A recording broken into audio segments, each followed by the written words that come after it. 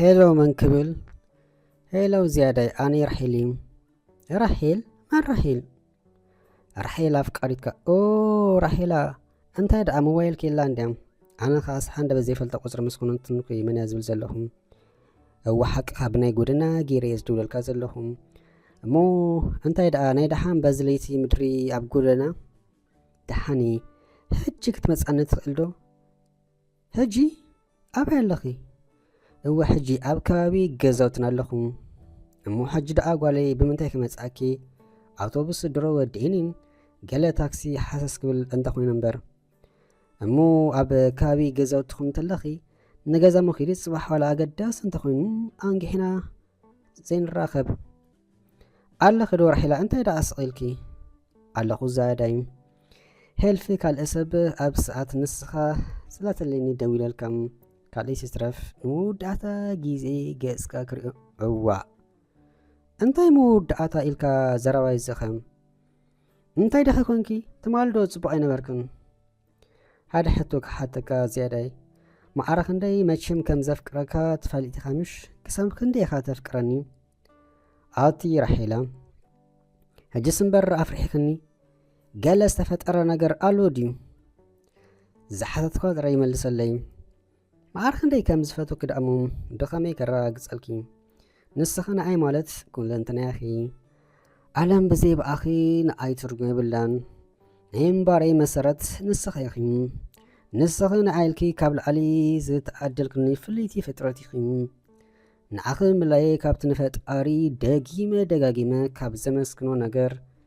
يأتي قصر حدا نسيم كجنا كله فشكت أخي زكيرة يتسنانا دخم كسمو عن كله لو حاتكي حالي يحباني بخمي كمزقال سألك كمان اندعي بحث أرزبلا أبنت فقري سلسخونكي فتوتي ما أني مقصر يخون ما الدارقتي يقولون جناسي نمنتا يخمو خأبازليتي عبدقا كونكي تلف على فنزل لخيم دحاني كبراتي نزلت أمك على سلازة اسمع أخاني بلبي زي مسكناكم كبرات قوالا نستيتي بقبري أريخاني خم فقري مكبر مخانو مهير كاني خم هيبا قبل نفسي ترح يتعامني كيبل أبنت كون كاني خم عنون أخذ من لاي تؤمناي فقري حوات بمحلافي كابتي زحبنا له تاريك نحيواتي أو دازبلو كما خفكار نتزخونو دقا أنستيكن ديكوا سناي نجر نسكونا نيروم هيلو رحيل على خدو هيلو على خدو رحيلة اوي تقاريت اتمالدي اوف تمسكن دويلام يقريتا كبرتي كارد ودعاتني كوينا بكيام اترحيلة زخونكو يزيت نقرن حج سنبر بتعين فرحي حقي جلس كونك علخي دحان زخونكو يبلين قس قطري كرئي مسدل خنيرة كتمت أن بافاتن قلطف ساعات يأخنن اللوم أنت رحيلة نايمنتاي ساعاتيو ورا انت حكونكي بجاح نقرني يقريتا معاري 30 دقائق تعرفون اللو زقبركا جيكا انت مسيحات صبو كاو بسترفا قنا سلاتي زقبركا اللي كله نقر بالبي زمسكنا الكام من البات حجي انت يزير خيبكاني داقما انت تراخمنا مكناس نايز كله بزرزر كنقركاي كساب شعقنا نبسخ حالو بسانكي هيواتكا خيتبلاشو را انت سفان زلكا سبيخا بتعمي كم زفك ركاون ايترس اخم هيلو رحيل على خدو رحيل اتساتا مالديو ازنيرو نيمود اتا زرب مس رحيل افكاريتي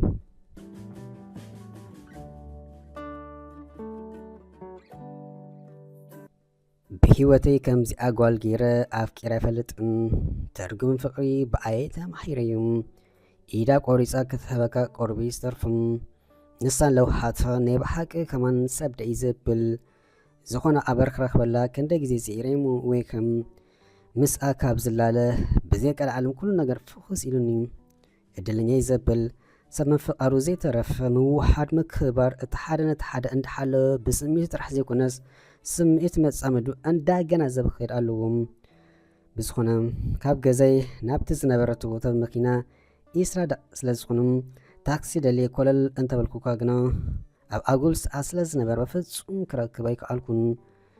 ክንዲ ዝኾኑን ዘለኒ ተንፋስ ኣኻኺቦም ብውሽጢ ጸሎት እንዳብጻሕኩም ዝስንጠቕ ሰናጢቐ ዝበተኽ በታቲኸ ከም ናይ 100 ሜትሮ ጉያ ተቀዳዳማይ ብዘይ ልበይ ተወንጭፍም ኣብ ከባቢ ገዛውቶም በፂሕም ዝዝራኸብኩም ናይ ጎደና ቴሌፎን እንትኽለልኩም ራሄል እንተበልካ ግና ራሄል ትመስክር ከይራኸባ ኣይከኣልኩን።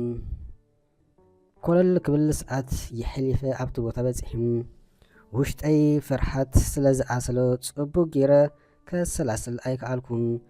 እንታይ ከም ዝገብሩን ጭንቕ በለኒ ኣቕሊ ዓፂበ ነቲ ገዛውቲ ለይቲ ምድሪ ከም ሕሱን ፈተሽኩ። ቴሌፎኖን ኣብ ኢዳ ከም ዘላ እንዳፈለጥኩ በቃ ናብ ቁፅራ ስቒለ ደወልኩም። ከም ምጽዋዕ ትጽዋዕ ነይሮም የግዳስ ዘርከበ ሰብ ክቐበላ ግና ኣይሰማዕኹን። ናይኹን ኬዳ እንተኸወይና ዝብሉ ሕቶታት ንኣእምሮይ እንዳናውፁ ክሳብ ረብሪ በርኩምሽ ዝብል ደለኽዎም።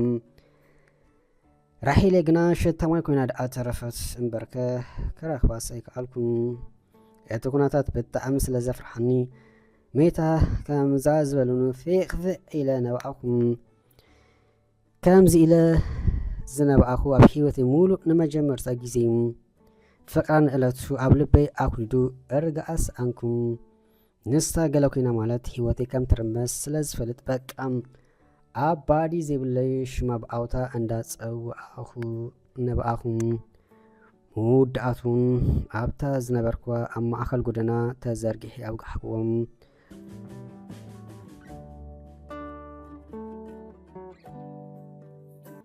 ኣጋ ወጋሕታ ዝነበረ ዛሕልሒቡ ምስ ሓደ ገኒ ግና ስለ ዝተበራበርኩ ኣብኡ ናይ ምሕላይ ምክንያት ብቕፅበት ስለ ዝተረዳእኒ ከም ኣእምርኡ ዝሓተ ሰብ ራሄለይ እንዳበልኩ መሊሰ ነቲ ክኸሎ ዝሓደርኩ ቦታ ደጋጊመ ኮልኩ ግና ራሄለ የላን። ድምፃ ከይሰማዕኹ ገፃ ከይረኣኹ ብሕዙን መንፈስ 3 ሰሙን ኣሕለፍኩም። ኣብ ውሽጢ 3 ሰሙን ግና ንኣነ ምርካብ ዘይፈሓርኮ ጉድጓድ ኣይነበረን ግና ኣይተዓወትኩን። ብኡ መጠን ሓዝነ በርትኡ ውሽጢ ተቓፂሉ ሰባት ኣሸገርኩም። ልምዶ ጽባሕ ድሓየ ይሰምዕ እንዳበልኩ ከለኹ ግና ብዘይ ድሓያ ኣዋርሕ ይሕለፍኩም። ብምንታይ ምክንያት ከም ተሰበረት ፈጺሙ ክርዳእኒ ኣይከኣለን። በዲለያ ወይ ኣቀይመያ ከይኮን ነብሰይ ደጋጊመ ፈቲሸ ዋል ሓደ ካባይ ከሰውራ ዝኽእል ኣበር ኣይረሃብኩን። ሚስጥር ይኹን ቁንቁኝኡ ኣደንፅኦኒ። ኣብ ዓለም እቲ ዝኸፍአ ነገር ከዓ ጽባሕ ከረኽቦ ይኽእል ኢልካ እንዳሓሰብካ ካይረኸብካዮ ምስ ተፈላለዩ እንታይ እስከ ኣለዎ ኣቐዲማ ዘየድውልለይ እንታይ እስከ ነይርዎ ረኺባ ዘሎ ሽግር ምሳይ ዘይትማኸር ፍቕሪ ማለት እንታይ ማለት ድዩ? ልቢ ንልቢ ተዋሒብካ ንዝመፅእ ነገር ብሓባር ምግፋድ ኣይኮኑን እሞ ኣብዚኣ በፂሓ ደኣም ምዝ ኩሉ ብልሓ እንታይ እንዝዎም ራሄለይ ብጣዕሚ ሕማቕ ጌሮም ወረናይ ሓንትኹን እንዳበልኩ ክትስእን ክድቅስን ጸሎት እንዳገበርኩ ዝኾነ ነገር ብዛዕባ ከይሰማዕኹ 6 ወሪ ኣሕለፍኩም።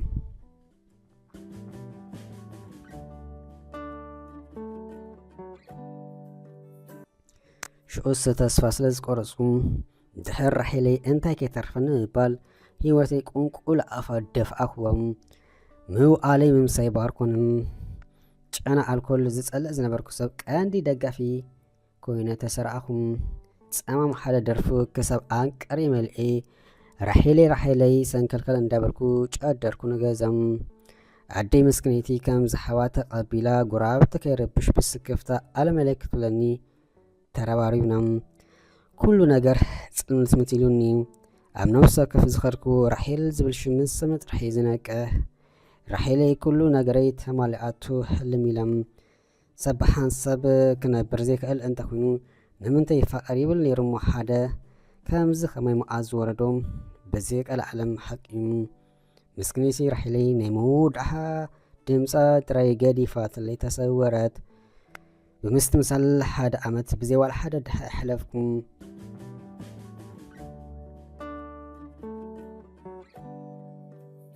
ህይወተይ ዘራጊቱ ዝበትኑ ድሮና ኮይኑ ንኽእከብ ፋሕ በለን ኣይሪኢኻ ምስኣን ክኸፍእ ብዝኾነ 2 ዓመት ምስ ገበርኩ ግና ምእንቲ ኣደይ ሓላለይ ክብል ህይወተይ ካብ መዓሪ እንዳፃዕር ከለኹም ካብ ሰማይ ዝተለኣኸት ፃዕዳ ርግቢት ዶ ክብላ ሓንቲ ጓል ብገለ ኣጋጣሚ ስለ ዝተላለኹም ነብሰይ ክሕድስ ግርም ሓገዘትኒ ምስኣውን ፅቡቕ ከም ሰብ መጥን ተዋሓድና እዚ ክብል ከለኹ ግና ንራሒለይ ረስእያ ማለት ኣይኮነን ሓደ ምሸት ኣብ ሓደ ካፈ ምስያ ኣግባል ከለኹ ቴሌፎነይ ድምፂ ኣስመዐት መን ዳኣሉ እንዳበልኩ ተቐቢለ ሄሎ ምስ በልኩም ሄሎ ዝብል ድምፂ ጓል ኣንስተይቲ ተቐበለኒ ደጊመ ሄሎ ምስ በልኩ ግና ዝምልሰለይ ሰብ ኣይረኸብኩን ተኣፅያ ከይትኩን ሞባይለይ ተኣዚበ መሊሰ ሄሎ መን ክብል ምስ በልኩም ሕጁን ሄሎ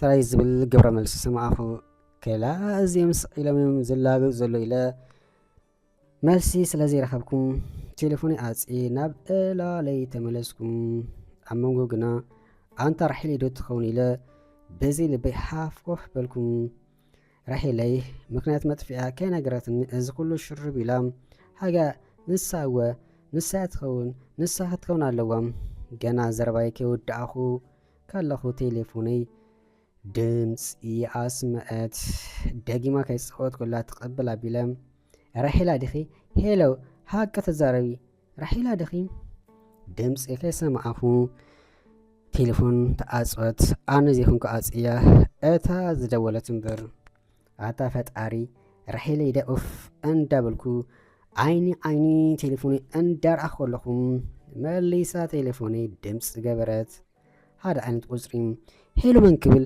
ሄሎ መን ክብል ሄሎ መልሲ የለን ሰዓት ይቆፅር ዘረባ ግን ወይ ከም ምሳይ ዝነበረት ጓል ኩነታተይ ምስ ተዓዘበት ቴሌፎን ምንጥላ ቢላ ሄሎ መን ክብል ምስ በለት ብርቱ ኣውያት ሰሚዒ ቴሌፎን ተዓፅወት እንታይ ምዃኑ ስለዚ ተረድኣና ኣነን ካልኣይተን ተጠማሚትና ስቕበልና ትራይ ናይ ራሒለይ ኣውያት ኣይኩኑ እምበር